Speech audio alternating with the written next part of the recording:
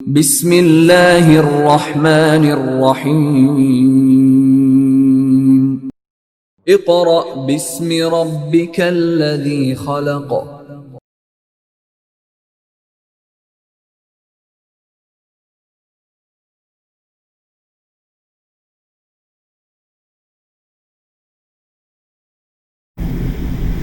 اعوذ باللہ من الشیطان الرجیم بسم اللہ الرحمن الرحیم۔ معزز سامعین، طلباء و طالبات، جیسا کہ ہمارے تمام مضامین کے آن لائن لیکچرز اور ان کی ویڈیوز جو ہیں یوٹیوب پر آپ کو مل رہی ہیں، تو ان مضامین میں کچھ مضامین جو ہیں ان کی ویڈیوز ابھی آپ تک نہیں پہنچی تھیں، تو ہم ان مضامین کو بھی شامل کر رہے ہیں، جس میں آپ کا کمپلسری سبجیکٹ مطالعہ پاکستان کا مطالعہ، میں اس کی بک جو ہے اس کا تعارف آپ کو کروا دوں۔ یہ آپ کے پاس بک ہے، مطالعہ پاکستان 10th کلاس کی ہے، سیشن 2019، 20 اور 21 میں یہی شامل ہے۔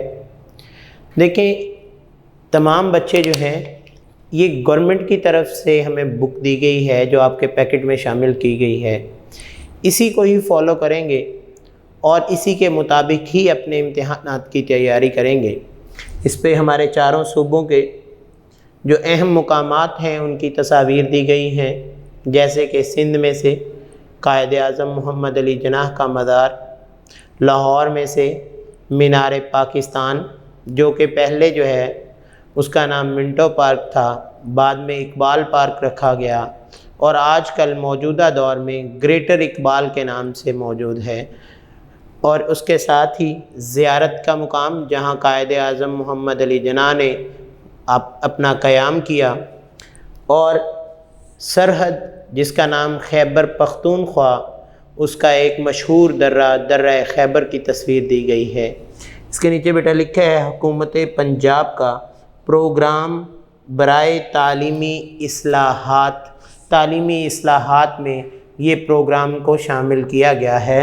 اس کے ساتھ ساتھ اس میں ہماری جو پنجاب ٹیکسٹ بک بورڈ ہے اس کا ایک مونوگرام دیا گیا ہے، جس میں عام طور پر آپ پڑھتے ہیں امانت، دیانت، صداقت، شرافت۔ اس کے ساتھ اگر میں اگلے صفحے پہ جاتا ہوں تو ہمارے محترم حضرت قائد اعظم رحمۃ اللہ علیہ، ان کی تصویر کے ساتھ ساتھ ان کا ایک فرمان جو ہے وہ بھی لکھا گیا ہے، اور وہ فرمان ہمارے لیے سب سے اہم ہے۔ وہ فرمان کیا ہے کہ تعلیم پاکستان کے لیے زندگی اور موت کا مسئلہ ہے۔ دنیا اتنی تیزی سے ترقی کر رہی ہے کہ تعلیمی میدان میں مطلوبہ پیش رفت کے بغیر ہم نہ صرف اقوام عالم سے پیچھے رہ جائیں گے، بلکہ ہو سکتا ہے کہ ہمارا نام و نشان ہی صفحہ ہستی سے مٹ جائے۔ یہ قائد اعظم نے 26 ستمبر 1947 کو کراچی میں خطاب کرتے ہوئے فرمایا تھا۔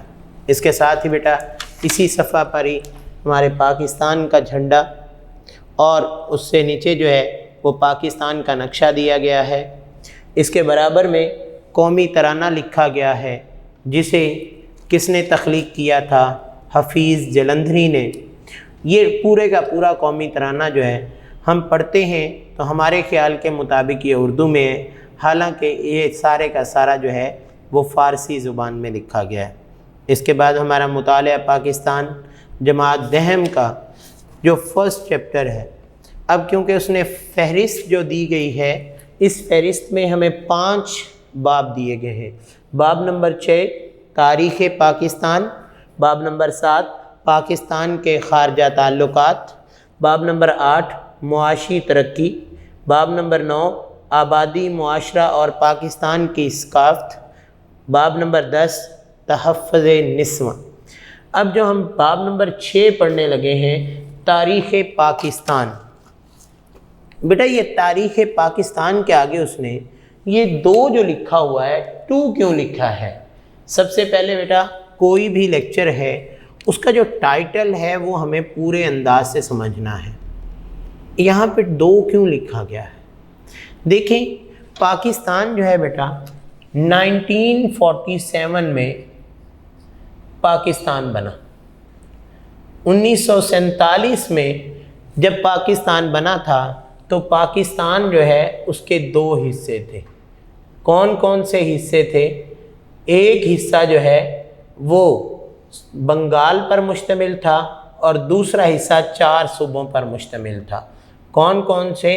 کہ ایک حصے میں 4 صوبے تھے، پنجاب، سندھ،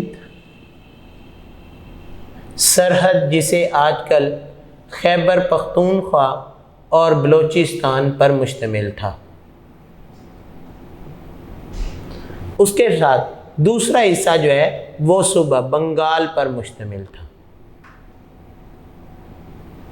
اب یہ 1947 سے لے کر 1971 تک یہی چلتا رہا.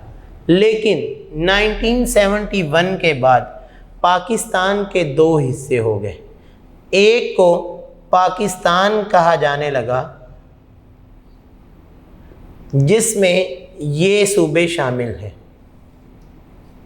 اور دوسرا بنگال جو ہے اس کو بنگلہ دیش کہا جانے لگا.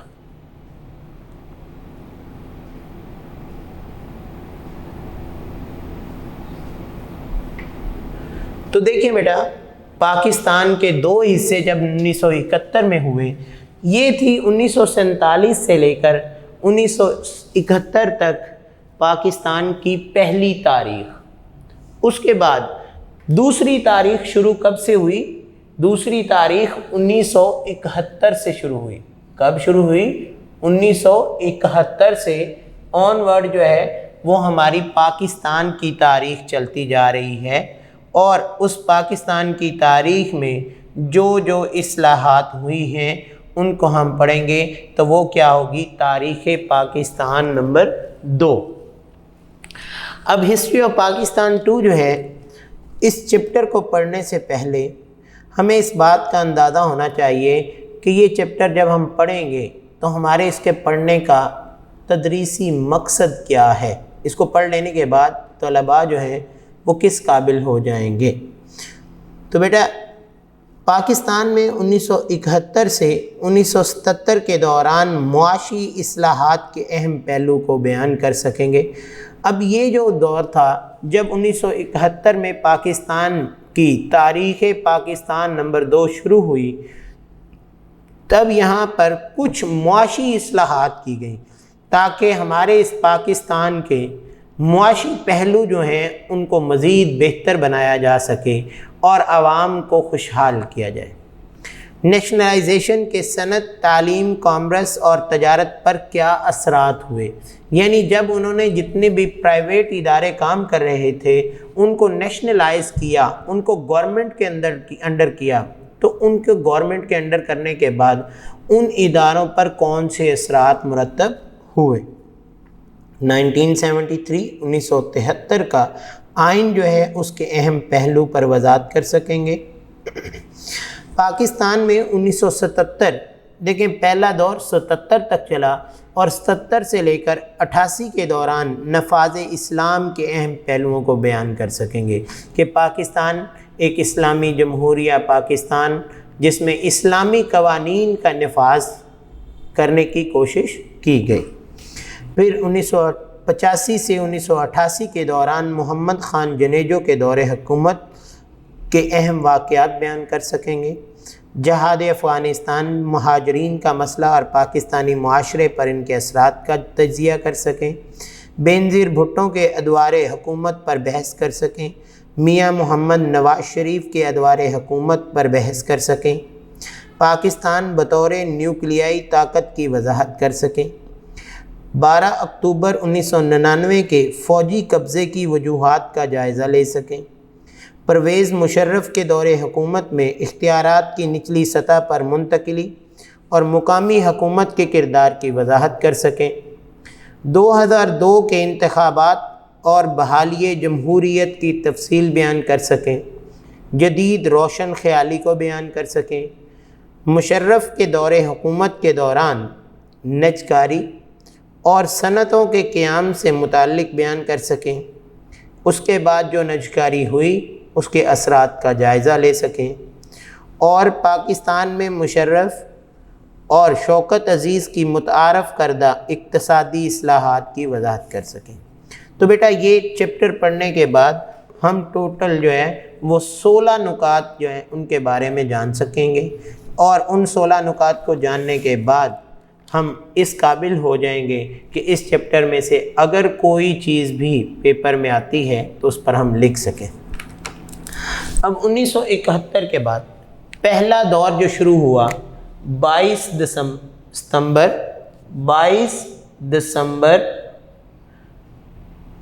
1971، یہ کس کا دور تھا؟ یہ ذوالفقار علی بھٹو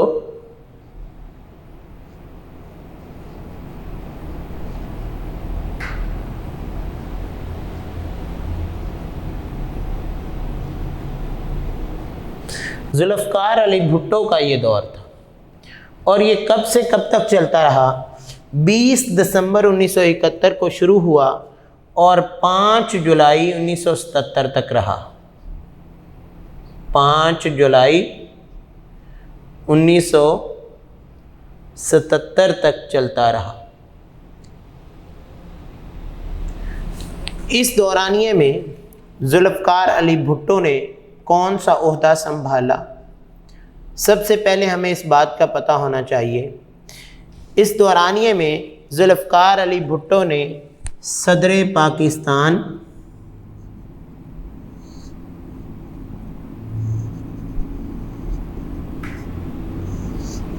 اور چیف مارشل لا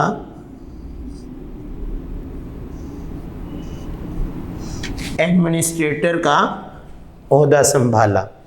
اب دیکھیں یہاں پہ مارشل لا جو ہوتا ہے یہ ہمیشہ آرمی کے انڈر ہوتا ہے، فوج لگاتی ہے، لیکن یہ پہلا سویلین تھا جس نے قوم کے لیے ایک نئی روح بیدار کرنے کے لیے، مشکلات کا سامنا کرنے کے لیے چیف مارشل لا ایڈمنسٹریٹر کا عہدہ سنبھالا۔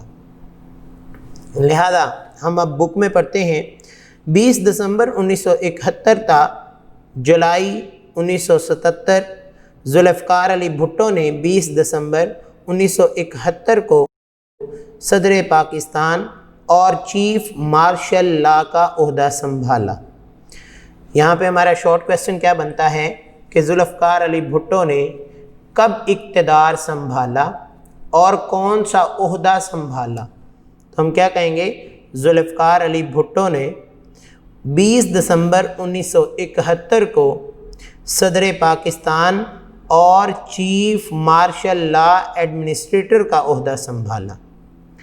قوم میں ایک نئی روح پیدا کرنے، مشکل حالات کا مقابلہ کرنے اور عوام کو اپنی پالیسیوں سے روشناس کرانے کے لیے، یعنی ان کی اہمیت کو واضح کر کے بتانے کے لیے انہوں نے اپنی پہلی تقریر کرتے ہوئے پاکستانی عوام کے حوصلوں کو نیا عزم اور ولولہ دیا۔ انہوں نے کیا کہا کہ ہمارے ملک کو خطرناک بحران کا سامنا ہے، ہمارا ملک جو ہے وہ اس وقت مشکل حالات سے گزر رہا ہے، اور میں ایسے وقت میں آیا ہوں جب تاریخ پاکستان ایک فیصلہ کن موڑ پر پہنچ چکی ہے۔ مجھے نیا اور ترقی پسند پاکستان بنانا ہے، وہ پاکستان جس کا خواب قائد اعظم رحمۃ اللہ علیہ نے دیکھا۔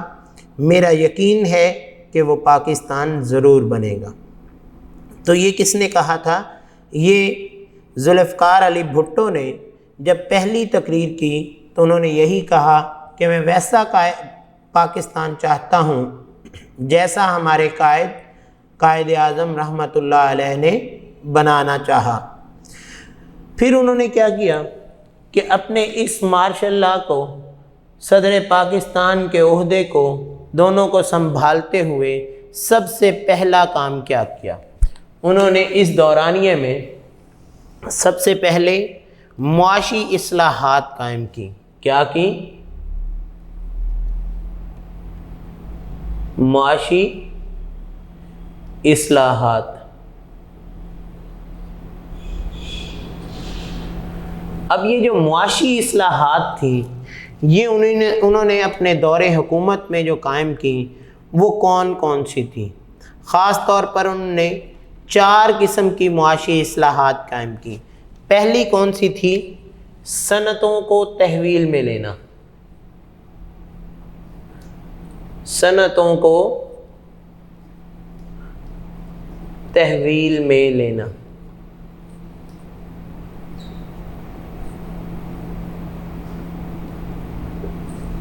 دوسری کون سی تھی؟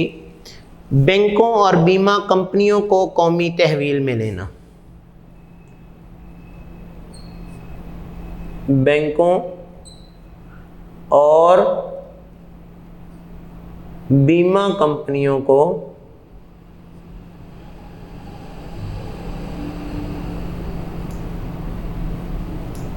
تحویل میں لینا.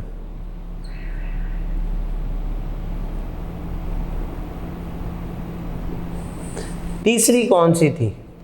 تیسری انہوں نے یہ کیا کہ ہمارے ملک میں جتنے لیبرز تھے ان کے لیے اصلاحات کی. لیبر اصلاحات.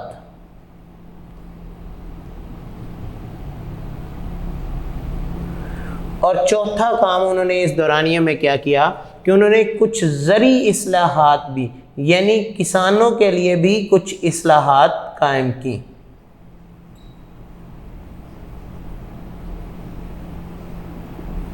تو بیٹا ڈے 1 میں ہم صنعتوں کو تحویل میں لینے کے بارے میں پڑھیں گے کہ کس طرح جو ہے وہ ذوالفقار علی بھٹو نے صنعتوں کو تحویل میں لیا اور ان پر کیا کیا اقدامات لاگو کیے. تو انہوں نے، آپ اپنے اگر بک کا پیج نمبر 2 نکالیں تو صفحہ نمبر 2 پر سب سے پہلے انہوں نے جو دیا ہے کہ 1971 سے 1977 کے دوران معاشی اصلاحات کے اہم پہلو کون کون سے ہیں. پہلا پہلو کون سا ہے کہ قومی صنعتوں کو تحویل میں لینا. اور صنعتوں کو جب قومی تحویل میں لے لیا گیا، جس کو ہم کیا کہتے ہیں، نیشنلائز کیا گیا. کیا کیا گیا؟ Nationalisation of industries. 1971 تک ملک کے 60% صنعتی اثاثے جو تھے اور 80% انشورنس یعنی بیمہ پالیسی کا جو کام تھا وہ کاروبار صرف 22 خاندانوں کی ملکیت تھا. کتنے خاندانوں کی ملکیت تھا؟ کہ یہ کام جو ہے وہ صرف اور صرف جو ہے وہ 22 خاندانوں کی ملکیت تھا. ابھی بیٹا ہم اس کو ساتھ ساتھ واضح کرتے جاتے ہیں کہ پاکستان کی تاریخ میں سب سے پہلا کام جو ہے وہ کس نے کیا؟ ذوالفقار علی بھٹو نے یہ کیا کہ اس نے صنعتوں کو تحویل میں لیا. کیوں؟ کیونکہ یہ سارا کا سارا کام جو ہے اس میں کتنے خاندان مالک تھے؟ 22 خاندان.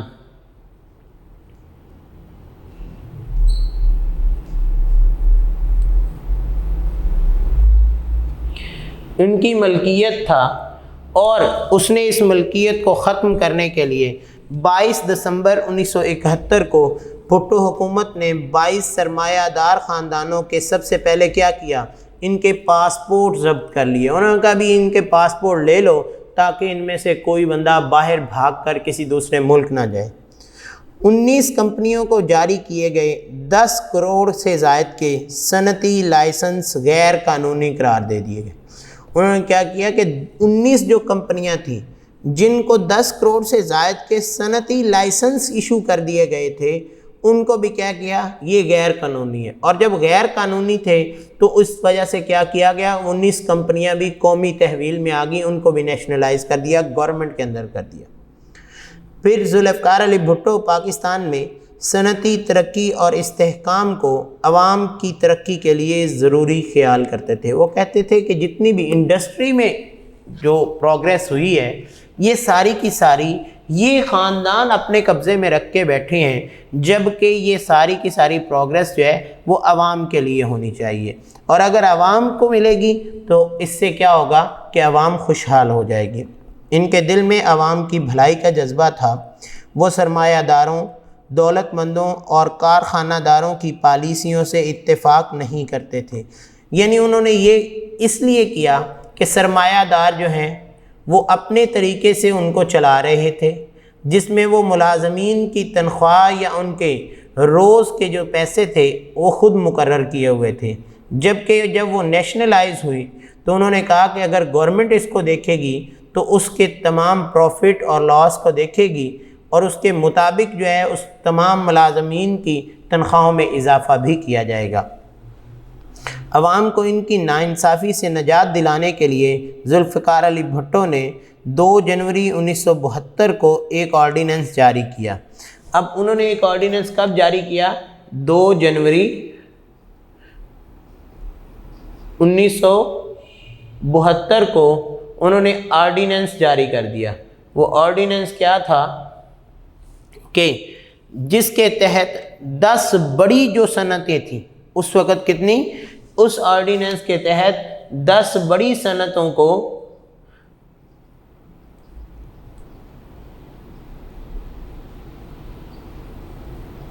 قومی تحویل میں لے لیا گیا۔ جب ان کو قومی تحویل میں یعنی سرکاری کنٹرول میں لیا گیا تو ان میں کون کون سی بڑی صنعتیں اس وقت موجود تھیں؟ پہلی کون سی تھی؟ پرزے جوڑ کر موٹر گاڑیاں بنانے کی صنعت۔ پہلی کون سی تھی؟ آپ کی بک میں بیٹا لکھا ہوا ہے پرزے جوڑ کر موٹر گاڑیاں بنانے کی صنعت۔ دوسری بھاری اور بنیادی کیمیکلز کی صنعت، جو کہ اس وقت کس نام سے مشہور تھی؟ داؤد ہرکلیز کے نام سے وہ مشہور تھی، اور اس کو بھی انہوں نے کیا کیا؟ انہوں نے اس صنعت کو قومی تحویل میں لے کر نیشنلائز کر دیا گیا۔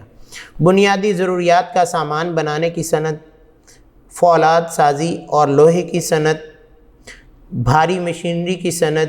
اب دیکھو اس وقت فولاد سازی کی جو کمپنی تھی اس کا نام تھا بیکو، بٹالہ انجینئرنگ کمپنی، جبکہ بعد میں اسے کیا کر دیا گیا؟ پیکو، اور آج بھی آپ پیکو کے نام سے جانتے ہوں گے کہ وہ پاکستان انجینئرنگ کمپنی کے تحت جو ہے وہ کام کرنے لگی۔ اور بھاری مشینری کی صنعت، پیٹرو کیمیکلز کی صنعت، سیمنٹ بنانے کی صنعت، مفاد عامہ یعنی عوام کے لیے جو فائدہ مند چیزیں تھیں وہ بنانے کی سروسز کے تحت آنے والی صنعتیں، ٹریکٹر پلانٹ، ہمارے یہاں پہ جو ہے وہ ٹریکٹر پلانٹ تھے جو کہ کسانوں کے لیے ٹریکٹر خود تیار کرتے تھے، وہ صنعت بھی گورنمنٹ کے انڈر کر دی گئی۔ اس کے علاوہ بھاری سامان برائے بجلی کی صنعت، بجلی الیکٹریسٹی کا بھی جتنا بھاری سامان تھا وہ سارا کا سارا جو ہے وہ خود تیار کرتے تھے، اس صنعت کو بھی گورنمنٹ کے حوالے کر دیا گیا۔ اب جب یہ 10 کی 10 صنعتیں جو ہیں وہ نیشنلائز کر دی گئیں، ان کو گورنمنٹ کے انڈر کر دیا گیا، تو اس کے ساتھ ہی انہوں نے کیا کیا گیا کہ ان 10 صنعتوں کے ساتھ ساتھ باقی اور بھی 10 صنعتیں جو تھیں ان 20 صنعتی اداروں کے ڈائریکٹر کو نکال دیا گیا۔ پہلے تو انہوں نے کہا جو اس کو چلا رہے ہیں، جو ڈائریکٹر ہیں، جو پرائیویٹ ڈائریکٹر انہوں نے رکھے ہوئے تھے ان کو برطرف کیا، اور ان کو نکالنے کے بعد انتظامی ایجنسیاں ختم کر دی گئیں۔ ہر صنعتی ادارے کے انتظامی امور کو چلانے کے لیے علیحدہ انتظامی ڈائریکٹر مقرر کیے گئے۔ اب جو دوبارہ مقرر کیے گئے وہ کون سے تھے؟ وہ گورنمنٹ کے مطابق تھے۔ وہ قومی تحویل میں لیے جانے کے بعد جو گورنمنٹ خود چاہتی تھی ان لوگوں کو ان کے ڈائریکٹر مقرر کیا گیا۔ 16 جنوری 1972 کو ملکی مفاد کے تحت مزید 11 صنعتی ادارے تحویل میں لیے گئے، اور بھٹو حکومت کے درج بالا اقدامات سے پاکستان میں صنعتی ترقی اور اقتصادی مضبوطی استحکام پیدا ہوا۔ اب اس طریقے سے کیا ہوا کہ جو پرائیویٹ لوگ اتنے امیر سے امیر ہوتے جا رہے تھے، جیسا کہ میں نے بیان کیا کہ 22 خاندان ایسے تھے جو یہ ساری جو ہماری انڈسٹری ہے، اس کے علاوہ ہماری بیمہ پالیسی کمپنیاں ہیں، ان کو اپنے قبضے میں رکھے ہوئے پاکستان کا سارا سرمایہ ان 22 خاندانوں کے پاس تھا۔ ان 22 خاندانوں سے انہوں نے نکالا، اور نکال کے کیا کیا؟ گورنمنٹ کے حوالے کر دیا کہ گورنمنٹ مضبوط ہوگی تو وہ عوام کے لیے کام کرے گی، اور اس کے ساتھ ساتھ کچھ پالیسیاں ایسی بنا دی گئیں کہ عوام اس سے خوشحال بھی ہو جائے گی۔ پھر کیا ہوا کہ یہ سب کچھ کرنے کے بعد انہوں نے پہلے سب سے ان 22 خاندانوں کے مقرر کردہ ڈائریکٹرز کو علیحدہ کیا، کیونکہ یہ ڈائریکٹر تو بہرحال پہلے جو کمپنیاں کام کر رہی تھیں ان کے جو مالکان تھے ان کے ساتھ تعلق جوڑے ہوئے تھے۔ جب گورنمنٹ کے انڈر آئے تو ان ڈائریکٹر کو ہٹایا گیا تاکہ یہ اس کمپنی کے تمام راز جو ہیں وہ ان مالکان کے ساتھ شیئر نہ کریں، لہذا اس وجہ سے ان کو ہٹا دیا گیا اور ان کی جگہ گورنمنٹ کے جو ڈائریکٹر تھے وہ مقرر کر دیے گئے، کیونکہ وہ چاہتے تھے کہ یہ ڈائریکٹر جو گورنمنٹ کے مقرر کردہ ہیں یہ تمام تر جو ریکوریز ہیں وہ گورنمنٹ کے کھاتے میں لے کر آئیں گے، اور جب گورنمنٹ کے کھاتے میں آئیں گے تو اسے عوام پر خرچ بھی کیا جا سکتا ہے۔ اس طریقے سے ذوالفقار علی بھٹو نے سب سے پہلا کام جو کیا تھا اس نے صنعتوں کو قومی تحویل میں لیا تھا۔ ڈے 1 میں بیٹا آپ نے یہی یاد کرنا ہے کہ ہمارے پاکستان میں تاریخ پاکستان 2 میں جو سب سے پہلے حکومت آئی وہ کس کی آئی؟ وہ ذوالفقار علی بھٹو کی آئی۔ کب آئی؟ 20 دسمبر 1971 کو۔ اور انہوں نے سب سے پہلا کام کیا کیا کہ انہوں نے جتنے بھی صنعتی اثاثے تھے اور انشورنس کے کاروبار تھے ان سب کو کیا کر دیا؟ ان کو معاشی اصلاحات کے تحت گورنمنٹ کے ساتھ لنک کر دیا، نیشنلائز کر دیا، اور ان کو نیشنلائز کرنے کے بعد انہوں نے عوام کے لیے ان کے ڈائریکٹرز کو بھی مقرر کر دیا گیا۔ تو بیٹا یہ تھا ہمارا ڈے 1 کا کام۔ انشاءاللہ ملاقات ہوگی ڈے 2 میں۔ السلام علیکم ورحمۃ اللہ وبرکاتہ۔ معزز سامعین، طلباء و طالبات، جیسا کہ ڈے 1 میں ہم تاریخ پاکستان 2 جو ہے اس کے بارے میں کچھ تفصیلی گفتگو کر رہے تھے، ڈے 2 میں ہم اسی گفتگو کو آگے لے کر چلتے ہیں۔ اس گفتگو کے دوران ہم نے تاریخ پاکستان 2 کی ابتدا کرنے والے حکمران ذوالفقار علی بھٹو کے بارے میں ذکر کیا تھا کہ ذوالفقار علی بھٹو جو ہے اس نے کیا کیا اصلاحات نافذ کی اور ان اصلاحات کا پاکستان کی گورنمنٹ کو کیا فائدہ ہوا۔ ان کا دور کب شروع ہوا؟ 20 دسمبر 1971 کو۔ اب ان معاشی اصلاحات میں ہم نے جو ذکر کر لیا تھا وہ ڈے 1 میں صنعتوں کو تحویل میں لینا۔ اب صنعتوں کو تحویل میں لینے کے بعد بھٹو صاحب نے کیا کیا؟ انہوں نے بینکوں اور بیمہ کمپنیوں کو بھی تحویل میں لینا شروع کر دیا۔ انہوں نے کیا کہا کہ یہ بینک جو ہیں یہ بھی پچھلے لیکچر کی طرح جس میں میں نے بتایا تھا کہ 22 خاندان سرمایہ دار خاندان تھے اور انہوں نے سارے کا سارا پاکستان کا سرمایہ جو ہے وہ اپنے قبضے میں لے رکھا تھا، لہذا بھٹو نے یہ کیا کہ وہ خاندانوں سے روپیہ اور ان کا کاروبار لے کر عوام کے حوالے کرنا چاہتے تھے کہ اگر پاکستان کی گورنمنٹ کے حوالے ہوگا تو اس کے تمام فوائد جو ہیں وہ عوام تک پہنچیں گے اور عوام خوشحال ہو جائے گی۔ لہذا انہوں نے دوسرا جو کام کیا وہ ان کا پہلو یہ تھا بینکوں اور بیمہ کمپنیوں کو تحویل میں لینا۔ بیٹا آپ کے صفحہ نمبر 3 پر یہ آپ کو بیان کیا گیا ہے کہ بڑے بڑے سرمایہ دار خاندانوں نے اپنے نجی بینک اور بیمہ کمپنیاں بنائی ہوئی تھیں، جس سے سرمایہ دارانہ نظام کو بہت تقویت مل رہی تھی، یعنی غریب مزید غریب ہو رہا تھا اور سرمایہ دار امیر اور زیادہ امیر ہوتا جا رہا تھا۔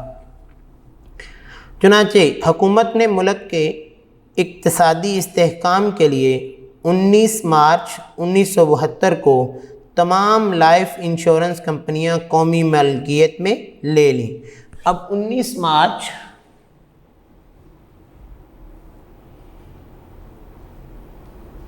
1972 کو انہوں نے کیا کیا کہ جتنی بھی بیمہ کمپنیاں تھیں وہ کیا ہوگی؟ ان کو قومی تحویل میں لے لیا گیا۔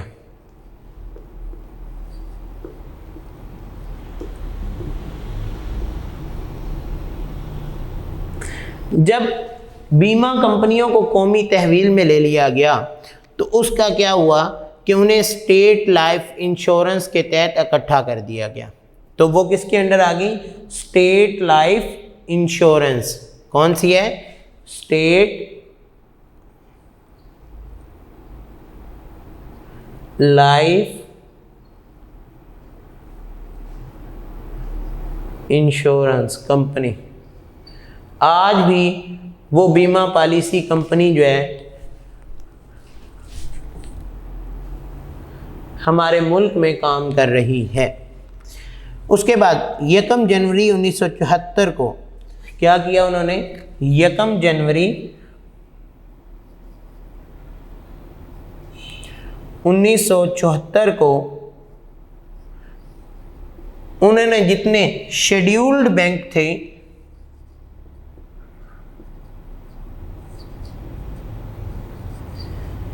ان بینکوں کو بھی کیا کیا؟ قومی تحویل میں لے لیا، نیشنلائز کر دیا. ان سے بینک ملازمین کے حالات بہتر ہوئے، کیونکہ جب گورنمنٹ کے انڈر آئے تو گورنمنٹ نے کیا دیکھا کہ اگر ایک بینک جو ہے ایک مہینے کا 10 لاکھ روپیہ کما رہا تھا تو انہوں نے تمام اخراجات نکالنے کے بعد 10 لاکھ کمانے کی بجائے اس میں سے 8 لاکھ یا 6 لاکھ جو ہے وہ گورنمنٹ کے خزانے میں بھیجنا شروع کر دیا، اور 3 سے 4 لاکھ جو ہے وہ وہاں کے ملازمین کی حالت جو ہے اس کو بہتر کرنے کے لیے ان کی جو تنخواہیں تھیں اس میں کچھ اضافہ کر دیا، جس سے کیا ہوا کہ ملازمین ان کے قومی تحویل میں جانے کے بعد، نیشنلائز ہونے کے بعد اپنے آپ کو تھوڑا سا بہتر سمجھنے لگے.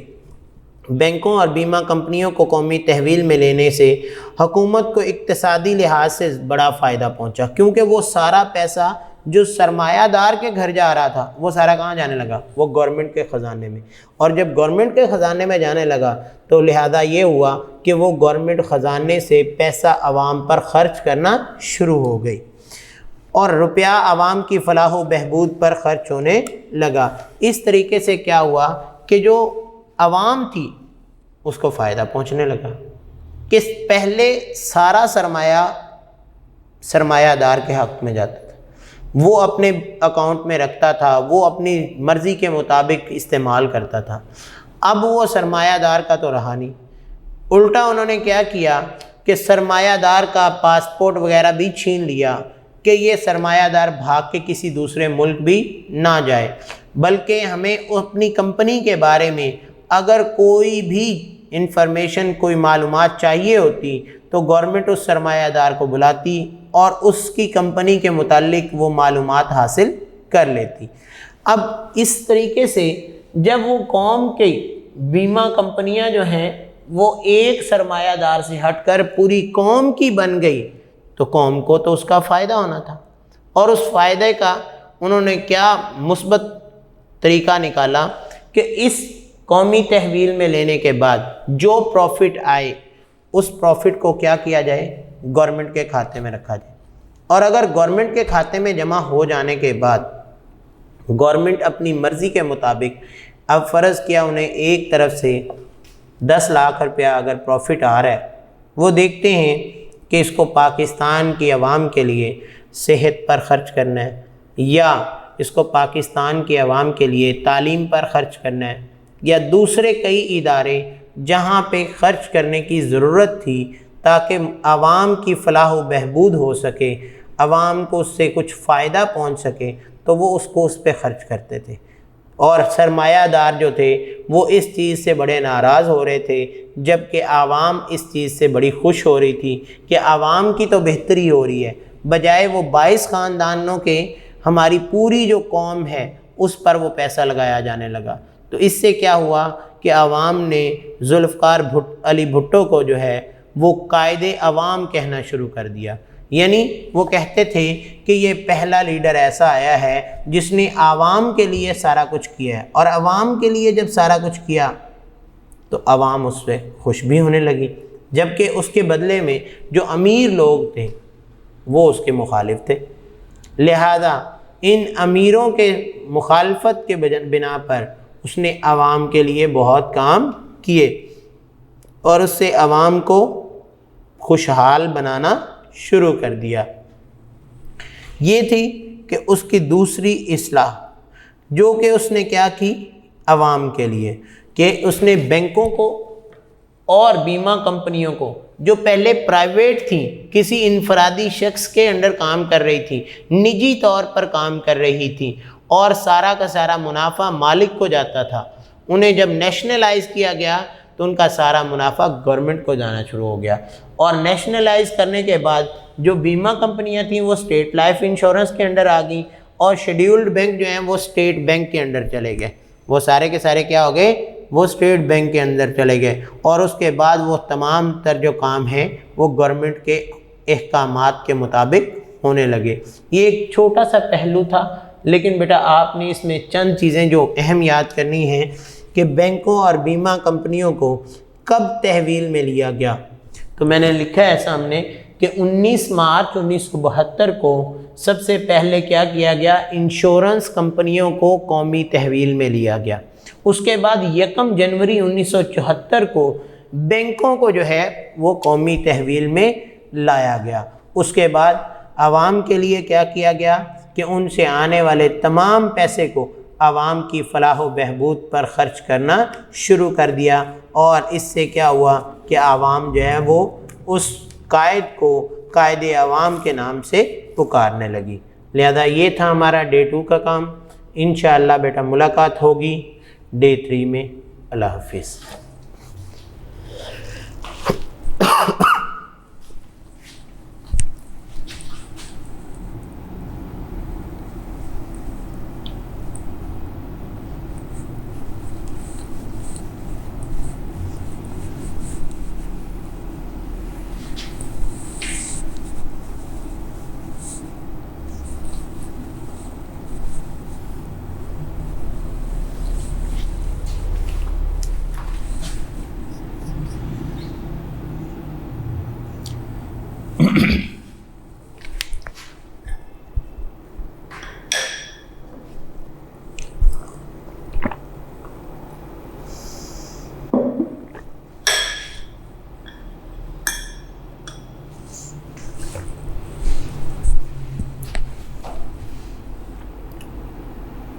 السلام علیکم ورحمۃ اللہ وبرکاتہ۔ معزز سامعین، طلباء و طالبات، جیسا کہ گزشتہ ڈے کے کام میں، ڈے 2 کے کام میں ہم ذوالفقار علی بھٹو کے دور حکومت کے بارے میں بات چیت کر رہے تھے، اس گفتگو کے دوران ہم نے یہ بات پڑھی کہ ذوالفقار علی بھٹو نے 1971 میں پاکستان کے اقتدار کو سنبھالنے کے بعد چند اصلاحات نافذ کی، اور ان چند اصلاحات کے نافذ کرنے سے ملکی عوام جو ہے اس کو بہت زیادہ فائدہ پہنچنے لگا۔ ان اصلاحات میں سے ہم نے پہلے ذکر کیا تھا کہ پہلی اصلاح جس میں انہوں نے کام کیا، انہوں نے جتنی بھی بڑی صنعتیں تھیں ان کو قومی تحویل میں لیا۔ اس کے بعد جتنے بھی بینک اور بیمہ کمپنیاں کام کر رہی تھیں ان کو بھی تحویل میں لے لیا۔ اب یہ 2 کام وہ تھے کہ جب کمپنیاں بھی گورنمنٹ کے ساتھ نیشنلائز ہوگی، بینک بھی گورنمنٹ کے ساتھ نیشنلائز ہو گئے، اس کے ساتھ ساتھ جتنی صنعتیں تھیں، جتنی انڈسٹری تھی، اس کو بھی نیشنلائز کر لیا گیا۔ پھر کیا ہوا کہ ذوالفقار علی بھٹو نے 10 فروری 1972 کو 10 فروری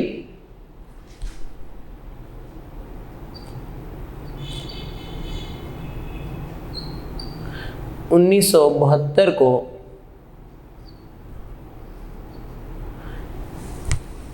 لیبر اصلاحات نافذ کی۔ کون سی اصلاحات نافذ کی؟ لیبر اصلاحات۔ انہوں نے کہا کہ اگر صنعتوں کو تحویل میں لے لیا گیا ہے تو ان صنعتوں میں کام کرنے والے جتنے بھی مزدور ہیں، جو لیبر ہے، ان کے لیے بھی کچھ ریفارمز بنا دی گئیں۔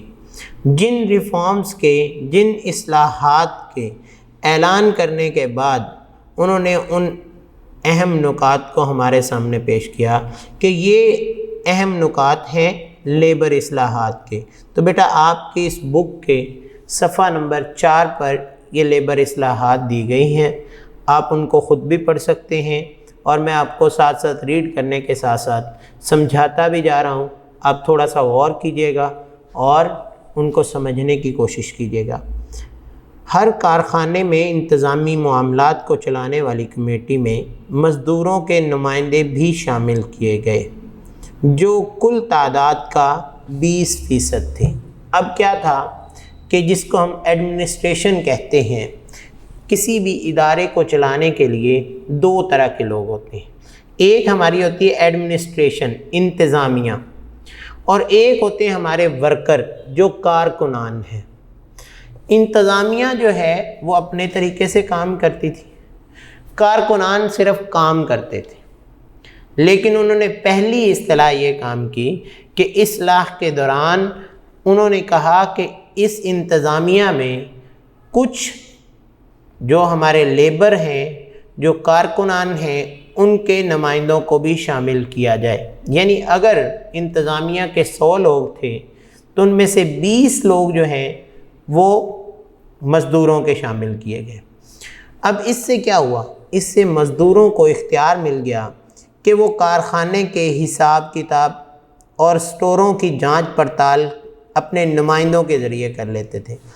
نمائندے کیا بتاتے تھے کہ تمام مزدور جو ہیں وہ اس چیز کا جائزہ لے لیتے تھے کہ ہماری اس وقت صنعت جو ہے، ہماری انڈسٹری جو ہے، وہ کس حد درجے تک پروفٹ میں جا رہی ہے یا لاس میں جا رہی ہے۔ اب کیا ہے، ہمارے کارکنان کو اس میں ورک مزید کرنے کی ضرورت ہے یا کام جو ہے وہ اپنی ترتیب میں چلتا رہے تو ہماری کمپنی جو ہے وہ اچھے طریقے سے رن ہوتی رہے گی اور اپنا منافع کماتی جائے گی۔ اس کے بعد کیا ہوا؟ دوسرا، مزدوروں کو ہر سال 1 تنخواہ کے برابر بونس دینے کا اعلان کیا گیا۔ اب وہ کیا تھا کہ اگر انڈسٹری جو ہے وہ اپنی ایک خاص رفتار تک چل رہی ہے، ایک خاص پہلو میں اپنا منافع کما رہی ہے، تو وہ 12 مہینوں کی بجائے 13 مہینوں کی تنخواہ اپنے ملازمین کو پے کرے گی۔ اس سے کیا ہوگا کہ ملازمین جو ہیں وہ حوصلہ مند ہوں گے اور ان کی جو ذاتی ضروریات ہیں اس میں بھی ان کو کافی حد تک فائدہ ملے گا۔ اس کے ساتھ ساتھ کیا کیا؟ اس کے ساتھ ساتھ پیداوار اگر بڑھ گئی، یعنی مزدوروں نے اتنا اچھا کام کیا کہ ان کی پیداوار بڑھنے پر انہیں مزید خصوصی بونس دینے کا بھی اعلان کیا۔ جیسا کہ آج کل ہماری کچھ کمپنیاں کام کر رہی ہیں اور وہ اپنے ورکرز کو کیا کہتے ہیں کہ اس حد تک یہ آپ کا ٹارگٹ ہے، آپ اگر اپنے ٹارگٹ کو اچیو کرتے ہیں یا اس ٹارگٹ سے زیادہ آپ سیل کرتے ہیں تو آپ کو انسینٹیو دیا جائے گا۔ وہ انسینٹیو کیش کی صورت میں بھی ہو سکتا ہے، وہ انسینٹیو کسی گھریلو چیز کے بارے میں بھی ہو سکتا ہے کہ جناب آپ کو فلاں چیز گفٹ کر دی گئی یا اس کے بدلے میں ان کو کیش پرائز دے دیا گیا۔ اس سے کیا ہوتا ہے؟ اس سے جتنے بھی ملازمین ہیں وہ اپنے آپ کو تھوڑا سا حوصلہ مند محسوس کرتے ہیں کہ اگر میں نے ایمانداری سے کام کیا اور میرا یہ ایمانداری سے کام کرنا جو ہے وہ کتنا فائدہ مند ہوگا، نہ صرف کمپنی کو اس سے فائدہ ہوگا بلکہ وہ کمپنی کیا کرے گی، وہ اس فائدے کا کچھ حصہ مجھے بھی تحفتاً دے دے گی، جسے ہم انسینٹیو کہتے ہیں۔ اس کے بعد تیسری اصلاح انہوں نے کیا کی کہ کارخانوں میں کام کرنے والے مزدوروں کے اوقات کو نئی شکل دے دی گئی۔ پہلے ان کے جو ٹائم تھا، جو وقت تھا، وہ کچھ اور تھا، اس میں تھوڑی سی کمی کر دی گئی۔ کیا کمی کی گئی کہ شروع میں جب کمپنیاں پرائیویٹ تھیں تو پرائیویٹ کمپنیاں جو تھیں وہ ان سے کام لیتے تھے 9 گھنٹے، وہ ان سے 9 گھنٹے کام لیتے تھے اور ایک ہفتے میں وہ 54 گھنٹے بنتے تھے۔ اس کے بعد انہوں نے کیا کیا کہ وہ 6 دن میں جو کام کرنا تھا وہ 54 گھنٹے کی بجائے 48 گھنٹے کر دیا، یعنی روزانہ کا انہوں نے 1 گھنٹہ کم کر دیا۔ اب 1 گھنٹہ کم کرنے کے بعد انہوں نے دیکھا کہ اگر تو ایک شخص جو ہے اپنی روٹین میں کام کر رہا ہے اور اس کی ڈیلی ورکنگ جو ہے وہ بالکل ایک پیرلل انداز سے چل رہی ہے، لیکن ورک لوڈ کہیں بڑھ گیا ہے یا کوئی آرڈر بڑا آ گیا ہے. فرض کیا 1 مہینے میں ایک کمپنی کو آرڈر ملتا تھا 1 لاکھ چیزیں بنانے کا. اب ایسا مہینہ آ گیا جس مہینے میں انہیں 1.5 لاکھ چیزیں بنانے کا آرڈر ملا.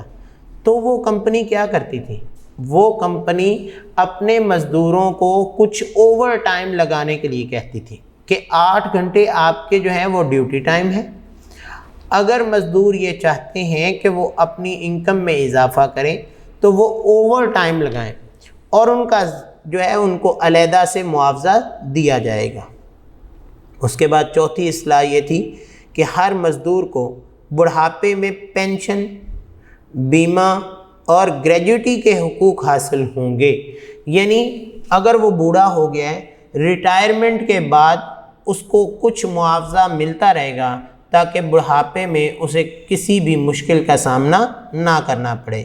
اس کے ساتھ ساتھ اس کا بیمہ کروا دیا جاتا، جسے آج ہم انشورنس کہتے ہیں، کہ اگر اس شخص کو اس کی زندگی میں کوئی مشکل آتی تو اس کے بدلے میں اس کی جو وہ انشورنس ہوتی اس کی رقم اس کو مل جاتی اور اس کی زندگی کے ایام جو ہیں وہ پرسکون گزر جاتی.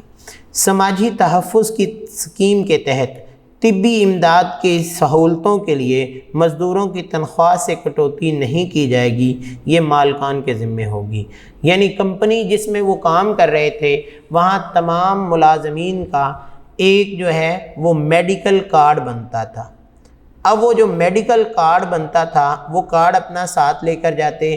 اگر کبھی وہ بیمار ہو جاتے یا ان کو کوئی بھی طبی امداد کی ضرورت پڑتی، کسی بھی ہاسپٹل میں جاتے تو ہاسپٹل والے ان کا علاج کرتے اور علاج پر جتنا بھی پیسہ خرچ آتا وہ سارے کا سارا پیسہ جو ہے وہ کمپنی سے وصول کرتے تھے، نہ کہ اس ملازم سے وصول کرتے تھے. اور کمپنی کا جو مالک تھا وہ پیسہ دینے کا مجاز ہوتا تھا. ہر مزدور کو رہائشی مکان اور تعلیم کی سہولتیں مہیا کی جائیں گی.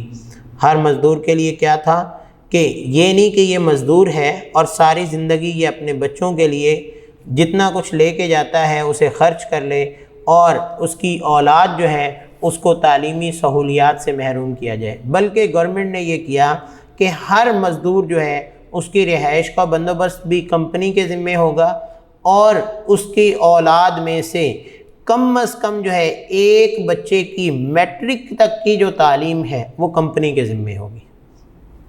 اس کے بعد ٹریڈ یونینز کے ذریعے مزدوروں کے جھگڑے نمٹانے کے لیے صنعتی روابط کمیشن قائم کیا گیا.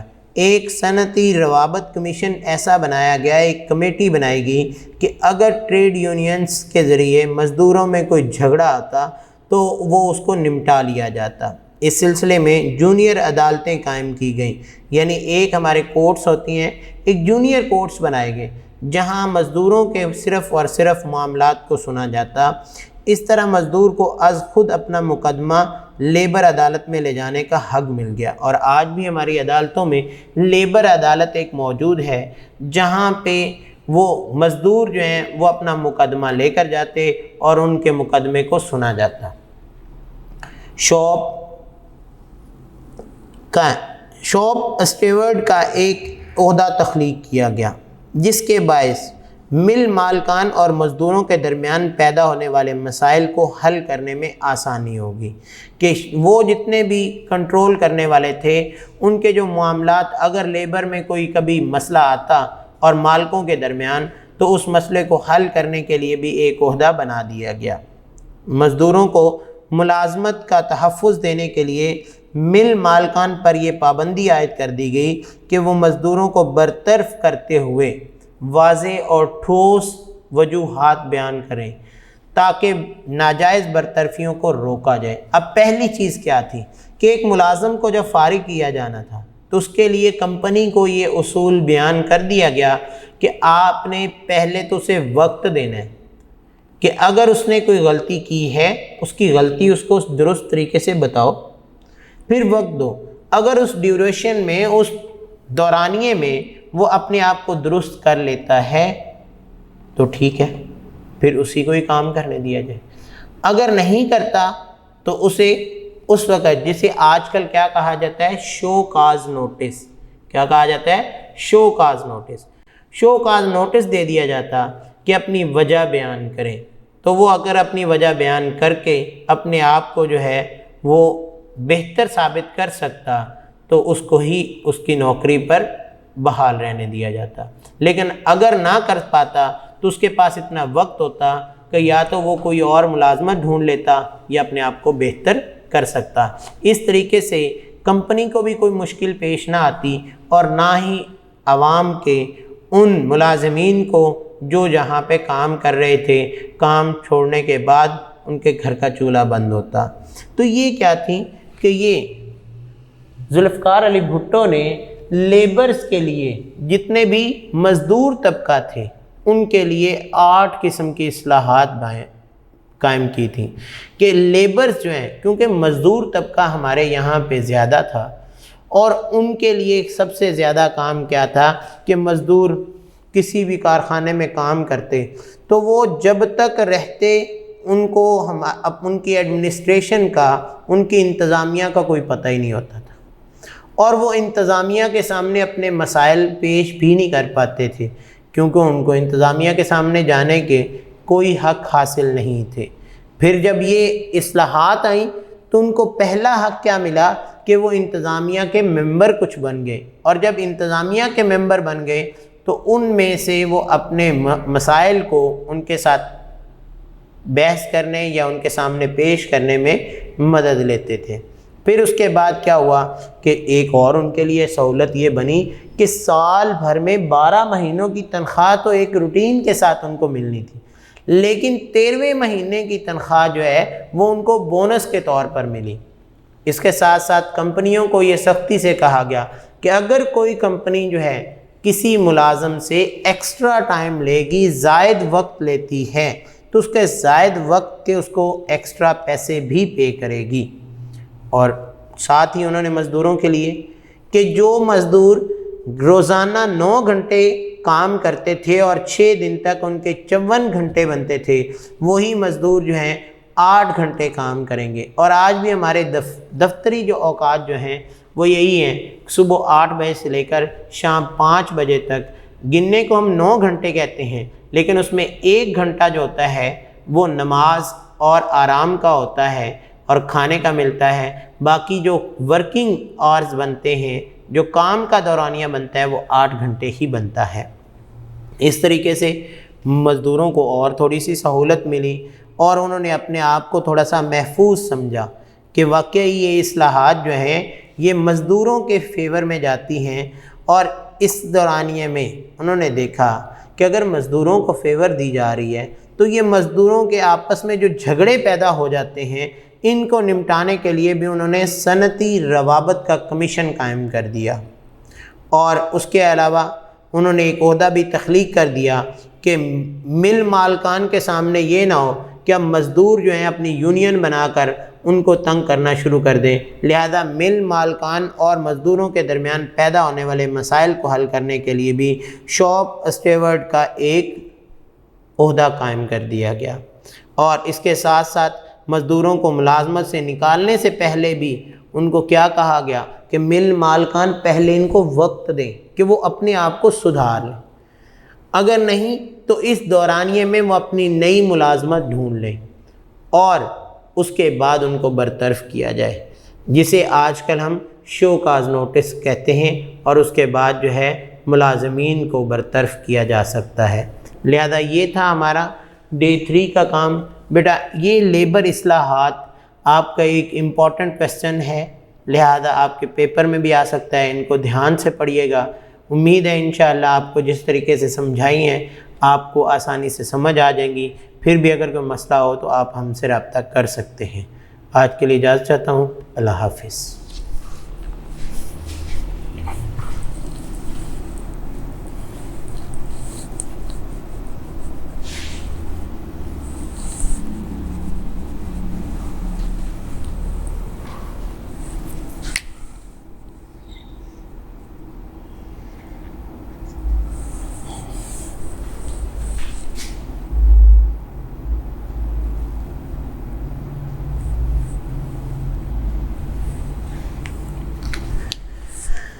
سامعین، طلباء و طالبات، جیسا کہ گزشتہ لیکچر میں ڈے 3 میں ہم تاریخ پاکستان نمبر 2 جو کہ 1971 سے شروع ہوئی اور آج تک چلتی ہوئی آ رہی ہے، اس کے چند پہلوؤں کے بارے میں ذکر کر رہے تھے کہ جب تاریخ پاکستان نمبر 2 شروع ہوئی اس وقت یہاں پر ذوالفقار علی بھٹو کا دور شروع ہوا۔ 20 دسمبر 1971 میں ذوالفقار علی بھٹو نے صدر پاکستان اور چیف مارشل لا کا ایڈمنسٹریٹر کا عہدہ سنبھالا۔ جب انہوں نے ان دونوں عہدوں کو سنبھالا تو انہوں نے عوام کے لیے کچھ اقدامات کرنے کا سوچا، جس سے عوام کو وہ خوشحال کرنا چاہتے تھے، عوام کی بہتری اور فلاح و بہبود پہ کام کرنا چاہتے تھے۔ تو انہوں نے اصلاحات نافذ کی، جن اصلاحات کو گزشتہ لیکچرز میں ہم نے ذکر بھی کیا اور ان پر اپنے انداز سے گفتگو بھی کی کہ پہلی ان کی معاشی اصلاح جو تھی وہ صنعتوں کو تحویل میں لیا گیا۔ جتنی بڑی صنعتیں تھیں ان صنعتوں کو قومی تحویل میں لے کر انہیں نیشنلائز کرنے کے بعد ان سے حاصل ہونے والے پیسے کو عوام کے لیے خرچ کیا گیا۔ اس کے بعد جتنے بھی اس وقت پرائیویٹ بینک اور انشورنس کمپنیاں تھیں، جنہیں ہم بیمہ پالیسی کمپنی کہتے ہیں، ان کمپنیوں کو بھی انہوں نے قومی تحویل میں لے لیا، تاکہ وہ کمپنیاں جو 22 خاندان اس وقت پورے پاکستان پر سرمایہ دارانہ نظام چلا رہے تھے، اس سرمایہ دارانہ نظام کو ختم کر کے عوام کی سہولت کے لیے کام کیا جائے۔ اس کے بعد ہم نے بات کی کہ انہوں نے دیکھا کہ جب یہ دونوں ادارے جو ہیں، بینک، انڈسٹریز اور انشورنس کمپنیاں جو ہیں، یہ گورنمنٹ کے حوالے کر دی گئیں، تو اس کے بعد وہاں پہ جتنے لیبر کام کر رہے تھے ان کے لیے بھی چند ایک اصلاحات انہوں نے قائم کی۔ ان اصلاحات میں لیبرز کے لیے آپ نے پڑھا ہے کہ انہوں نے یہ کیا کہ ایڈمنسٹریشن میں، انتظامیہ میں انہیں 20% جو ہے وہ نمائندے کے طور پر مقرر کیا۔ اس کے بعد انہیں 12 مہینوں کی بجائے 13 مہینوں کی تنخواہ 1 مہینے کی زائد بونس کے طور پر تنخواہ دینے کا اعلان کیا۔ پھر انہوں نے یہ کہا کہ اگر کوئی ورکر، کوئی کارکن جو ہے وہ مسلسل کام کرنے کے بعد اگر ورک لوڈ بڑھ جاتا ہے، اوور ٹائم لگاتا ہے، تو اس کے بھی اس کو ایکسٹرا زائد پیسے یا معاوضہ دیا جائے۔ اس طرح انہوں نے ان کے میڈیکل کے لیے بھی سہولت قائم کی کہ وہ جو ان کا میڈیکل کارڈ بنے گا اس پر اگر علاج کروائیں گے تو ان کا جو ٹریٹمنٹ ہوگا، وہ علاج جو ہوگا وہ کمپنی ادا کرے گی، اس کا بل، وہ کمپنی جو ہے اس کے بل ادا کرنے کی مجاز ہوگی، لہذا وہ مزدور سے بل ادا نہیں کروایا جائے گا۔ اس طرح ان کے لیے ایک اور بھی فائدہ کیا گیا کہ ان کے بچے جو ہیں ان میں سے ایک بچہ جو ہے اس کی کم از کم میٹرک تک کی تعلیم جو ہے وہ کمپنی کے ذمہ ہوگی۔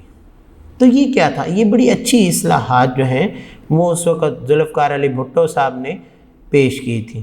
اب ان میں سے ایک اصلاح جو ہے وہ یہاں تک انڈسٹریز اور بینکوں اور بیمہ پالیسیوں اور ان بیمہ پالیسیوں میں رہنے والے جو کام کرنے والے لوگ تھے ان لیبرز کے لیے تو آ گئی۔ ہوا یہ کہ پاکستان ایک زرعی ملک ہے، یہاں زراعت جو ہے وہ بہت بڑا پیشہ ہے، اور اس پیشے میں کام کرنے والے جتنے کسان تھے ان کے لیے بھی انہوں نے کچھ زرعی اصلاحات نافذ کی۔ اب زرعی اصلاحات کیا نافذ کی کہ جس سے زراعت کے شعبے کو تھوڑا سا عروج مل سکے، زراعت کے لوگ جو ہیں، کسان جو ہیں، ان کا جو استحصال کیا جاتا تھا اس استحصال سے بچانے کے لیے یہ اصلاحات نافذ کی گئیں۔ تو بیٹا آپ اپنے صفحہ نمبر 5 پر ان اصلاحات کو پڑھ سکتے ہیں، میں آپ کے سامنے ان کو تفصیلاً بیان بھی کرتا جاتا ہوں، غور کیجئے گا۔ زمین کی انفرادی حد ملکیت 150 ایکڑ نہری اور 300 ایکڑ بارانی مقرر کی گئی، یعنی اس وقت جو بڑے بڑے سرمایہ دار خاندان تھے جن کے پاس بہت زیادہ زمینیں تھیں، ان سے زمینیں چھین کر انہیں کہا آپ صرف رکھ سکتے ہیں 150 ایکڑ، 150 ایکڑ وہ زمین جس کو نہری پانی لگتا تھا۔ پاکستان میں کیونکہ نہری نظام بہت اچھا ہے اور دنیا کے وہ اعلیٰ نہری نظاموں میں شمار کیا جاتا ہے، تو انہوں نے کہا جہاں پہ نہری پانی جاتا ہے وہ فصلیں اچھی ہوتی ہیں، وہ صرف آپ 150 ایکڑ رکھ سکتے ہیں، اور جہاں پر بارشوں کے پانی سے یا خود سے پانی بڑی مشکل سے پہنچایا جاتا اور فصلیں بہت کم اگتی تھیں، وہ زمین اگر رکھنی ہے تو وہ 300 ایکڑ اس کی حد ہو۔ زائد زمینیں ذمہ داروں سے لے کر مزارع عین اور کاشتکاروں میں بلا معاوضہ تقسیم۔ اب ایک بندے کے پاس اگر 7000 ایکڑ تھی، انہوں نے کیا کیا، اس میں سے 150 ایکڑ اس کو نہری اور 300 ایکڑ اس کو یعنی 450 ایکڑ اس کو دے دی، باقی جتنی اس کی زمین تھی اس پر جو کارکنان کام کر رہے تھے، جو مزارع کے طور پر کام کر رہے تھے، ان کے حوالے کر دی گورنمنٹ نے، اور ان کو کہا کہ آپ اس پہ کام کریں، اور اس کا معقول معاوضہ وہ گورنمنٹ کو، جس کو ہم عام زبان میں شہروں میں رینٹ کہتے ہیں، وہاں سالانہ ٹھیکے کے طور پر استعمال ہوتا ہے، تو وہ گورنمنٹ کو پے کریں گے۔ یہ مارچ 1976 تک 15 لاکھ ایکڑ زمین کسانوں میں تقسیم کر گئی، یعنی ان زرعی اصلاحات کے تحت کب مارچ 1976 تک کتنی 15 لاکھ ایکڑ بہت زیادہ زمین جو تھی وہ کس کو دے دی گئی، وہ کسانوں کو تقسیم کر دی گئی۔ دوسری بات یہ ہوئی کہ سرکاری ملازمین ملازمت کے دوران اور ریٹائرمنٹ کے بعد 2 سال کے اندر زمین صرف خرید سکتے تھے تو وہ 100 ایکڑ سے زیادہ کوئی زمین خرید نہیں سکتا تھا۔ یہ حد کیوں قائم کی گئی؟ کیونکہ کچھ تو ملازمین جب ریٹائرمنٹ ہوتی تو ان کو ریٹائرمنٹ کے بعد ریٹائرمنٹ کا پیسہ ملتا، اور اس سے وہ ایکڑ اس وقت اتنے مہنگے نہیں ہوتے تھے، تو وہ بہت زیادہ ایکڑوں میں زمین خرید لیتے تھے، جس سے وہ کیونکہ ملازمت کرتے تھے ان کو کھیتی باڑی کا اتنا پتہ نہیں تھا، اور وہ زمین صرف خرید کر اپنے قبضے میں رکھتے، جس سے ہماری یہاں پہ کاشتکاری اتنی اچھی نہ ہو پاتی۔ اس وجہ سے انہوں نے کیا کہا کہ وہ ملازمین جو اپنی ملازمت کے دوران اور ریٹائرمنٹ کے بعد 2 سال کے اندر 100 ایکڑ سے زیادہ زمین خرید نہیں سکتے، اور باقی زمینوں پر حکومت کا قبضہ ہو جانے کی پالیسی بنا دی گئی۔ لیکن ایک چیز یہاں پہ پرابلم آئی، وہ کیا تھی؟ کیونکہ ہماری یہاں پہ آرمی اس کا بہت زیادہ پاکستان کے استحکام میں ہاتھ ہے، اور پاکستان کو مضبوط رکھنے، اس کا دفاع کا کام کرنے میں اس آرمی کے جو ریٹائر لوگ تھے ان پر اس شک کو لاگو نہ کیا گیا۔ انہوں نے کہا آرمی کے ریٹائرڈ ان کے پاس جو زمینیں ہوں گی وہ جس قانون کے تحت آرمی ان کو دے گی وہ اسی قانون کے تحت ہی ان کے پاس ہوں گی۔ اس کے بعد کیا کیا گیا کہ تعلیمی اداروں یعنی کالجوں اور یونیورسٹیز وغیرہ کے علاوہ کوئی شخص مقررہ حد سے زائد زمین رکھنے کا حقدار نہیں ہوگا، یعنی کالج اور یونیورسٹیز ان کو یہ حق حاصل ہوگا کہ وہ اس مقررہ حد سے زیادہ زمین رکھ سکتے ہیں، کیونکہ وقتاً فوقتاً ان میں توسیع کی ضرورت پڑ سکتی ہے۔ اس کے علاوہ وہاں لیبارٹریز بنائی جاتی ہیں، اس کے علاوہ وہاں پہ اگر انڈسٹری کے اسٹوڈنٹس ہونے کے ساتھ ساتھ کچھ ایگریکلچر کے اسٹوڈنٹس بھی تھے، اور وہ ایگریکلچر کے اسٹوڈنٹ وہاں پہ فصلوں کو اگا کر وہاں پہ تجربات کر سکتے ہیں کہ اچھی فصلوں کی پیداوار کیسے حاصل کی جاتی ہے۔ لہذا یونیورسٹیز اور کالجوں کو یہ اجازت دی گئی کہ وہ مقررہ حد سے زیادہ زمین اپنے قبضے میں رکھ سکتے ہیں۔ تمام مالیہ اور آبیانیاں ذمہ دار ادا کریں گے، مزار عین اس کی ادائیگی سے مستثنیٰ ہوں گے۔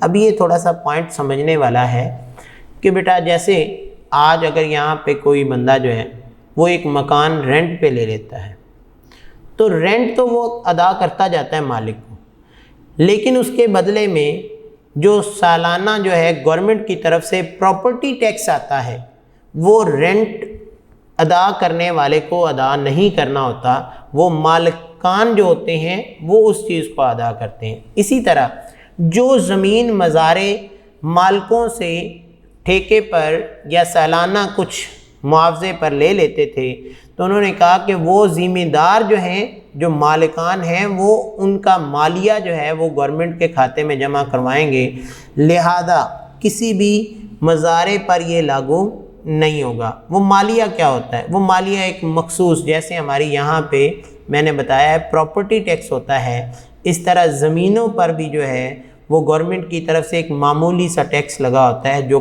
گورنمنٹ کو جمع کروانا سالانہ ضروری ہوتا ہے۔ اس کے بعد کسی بھی شخص کو استول، مویشی فارم اور باغات کے نام پر مقررہ حد سے زائد زمین رکھنے کی اجازت نہیں ہوگی۔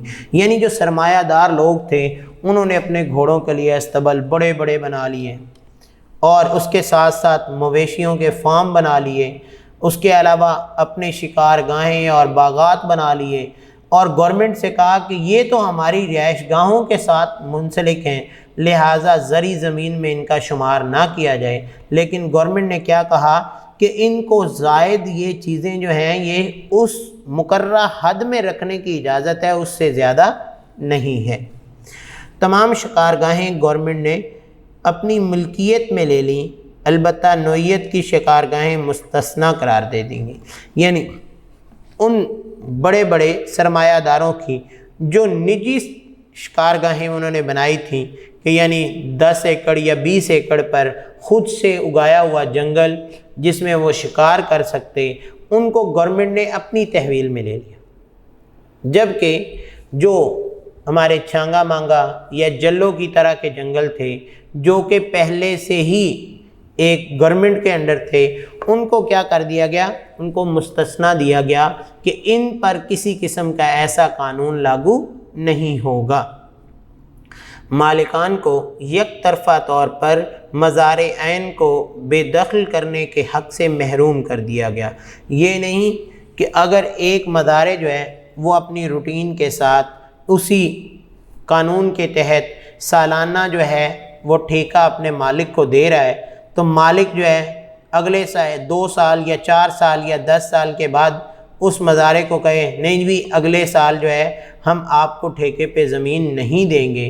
اس چیز پر گورنمنٹ نے قانون بنا دیا کہ جو مزارے اپنے قوانین کے مطابق ادائیگی کر رہا ہے اس کو مالک جو ہے وہ خود سے ہٹا نہیں سکتا، لیکن جو لوگ جو ہیں ان شرائط کی خلاف ورزی کریں گے جو مسلمہ قسم کی گورنمنٹ کی طرف سے بنائی گئی ہیں ان مزار عین کو وہ بے دخل کر سکیں گے۔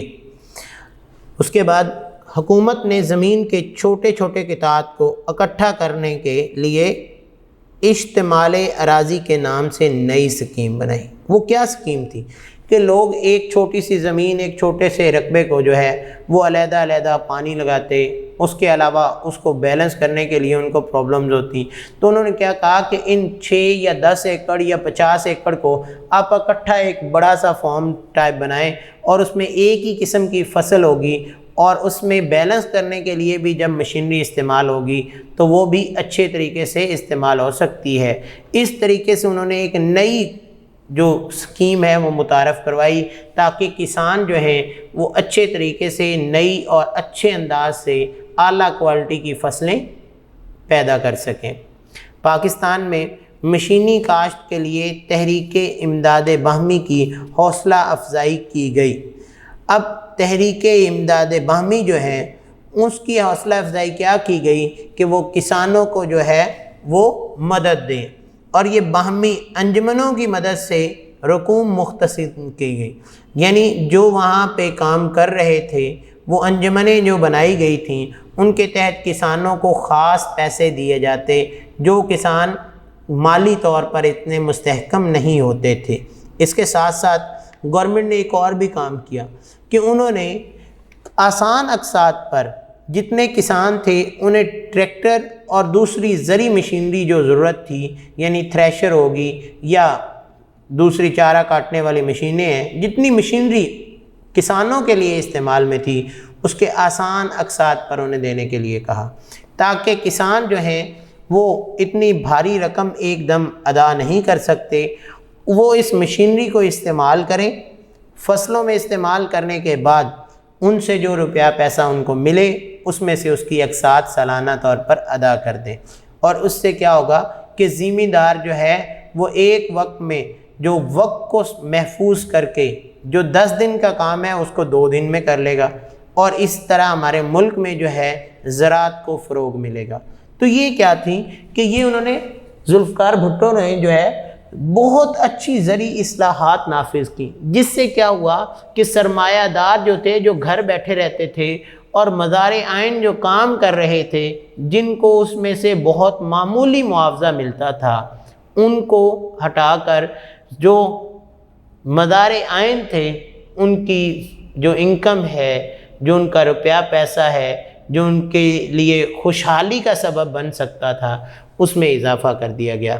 اس کے ساتھ ساتھ ان کے حقوق کی بات کی گئی کہ کسی بھی مزارع عین کو جو ہے وہ ہٹایا نہیں جا سکتا، ساتھ ہی اگر کسی کسان کو ضرورت پڑتی اس کو جو ہے وہ خاص قسم کا کچھ قرض بھی دے دیا جاتا، اس طرح اس کے لیے آسانی ہوتی کہ وہ فصلوں کو اچھے طریقے سے اگا سکے۔ اس کے بعد انہوں نے یہ بھی کہا جتنا مالیہ اور آبیانیہ جو ہے وہ ذمہ دار پے کرے گا، نہ کہ وہ مزارع عین پے کرے گا، اور جو زیادہ زمین ہے وہ کن لوگوں کے پاس رہے گی؟ کسانوں کے پاس رہے گی، جو ملازمتیں چھوڑ کر اور اپنی ریٹائرمنٹ کے بعد ایکڑوں زمین خریدتے تھے ان کی بھی حد مقرر کر دی گئی کہ آپ نے صرف 100 ایکڑ سے زائد نہیں خرید سکتے۔ تو یہ کیا تھا کہ یہ بھٹو صاحب نے جو ہے وہ کسانوں کے لیے کچھ زرعی اصلاحات نافذ کی تھیں، اور ان اصلاحات کے نافذ کرنے سے ہماری زراعت میں کافی حد تک جو ہے وہ خاطر خواہ اضافہ ہوا تھا۔ تو بیٹا یہ کیا ہے کہ ان کو پڑھنے کا مقصد کیا ہے کہ ہم ان کو پڑھنے کے بعد اپنے ان ادوار کے بارے میں جانیں کہ جس میں ہمارے ملک میں جو ہے وہ ایسی اصلاحات قائم کی گئیں جس سے عوام کو سہولت زیادہ مل رہی تھی، عوام خوش ہو رہی تھی اور خوشحال ہو رہی تھی۔ لہذا آپ اس کو اچھے طریقے سے پڑھیے گا، اگر کچھ پرابلمز ہوں تو آپ ہم سے شیئر کر سکتے ہیں۔ آج کے لیے اجازت چاہتا ہوں، اللہ حافظ۔